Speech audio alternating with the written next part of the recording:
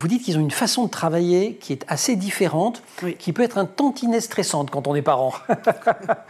Qui peut être un tantinet stressante. Ils ont, donc je parlais de fonctionnement intuitif, Ouais. par exemple l'intuition mathématique, c'est de dire que j'ai le résultat qui me tombe de la tête, mais j'ai pas d'étape au milieu. Et ça, moi je le vois, des jeunes qui sont en maths sup, maths P en école d'ingénieur, ils vous disent, ah ben non, mais ça, voilà, moi j'ai le résultat. Ouais.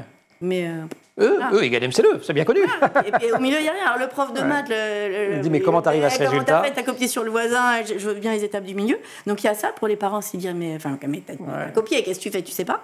Il y a le fait de tout faire au dernier moment. Donc ça, on Voilà, dit tout la le temps, mais c'est pas bien, procrastination oui, mais ça n'en de est la pas. DOHPI. Ça n'en est pas, voilà. Parce qu'en fait, il fait tout au dernier moment parce qu'il a besoin de motivation.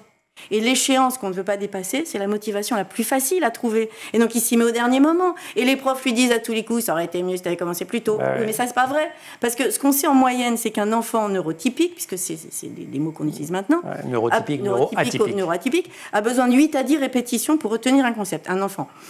L'enfant au potentiel, 1 à 2. Donc, le principe de l'éducation, c'est je répète. Mais pour celui qui a besoin d'1 à 2, il écoute la maîtresse, c'est bon, il a retenu. déjà compris. Au lieu de ça de temps de travail, il a besoin que de ça de temps. Ouais. Donc il s'y met au dernier moment et ça suffit. Il a besoin que de ça de temps, il va parfois zapper les étapes du raisonnement. Pour autant, il est plus perfectionniste que la moyenne. Oui, il ne supporte pas de rater. C'est ça. Et c'est pas du perfectionnisme négatif, c'est j'ai les moyens de réussir, donc pourquoi je ne réussirais pas?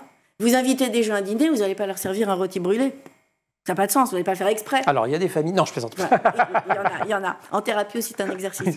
Mais non, voilà, vous essayez de faire un truc bien. Vous mettez pas les petits plats dans les grands, mais vous mettez une bougie, vous mettez des fleurs, vous faites joli. Et ces ados-là, c'est pareil. Et bien, c'est pareil, voilà.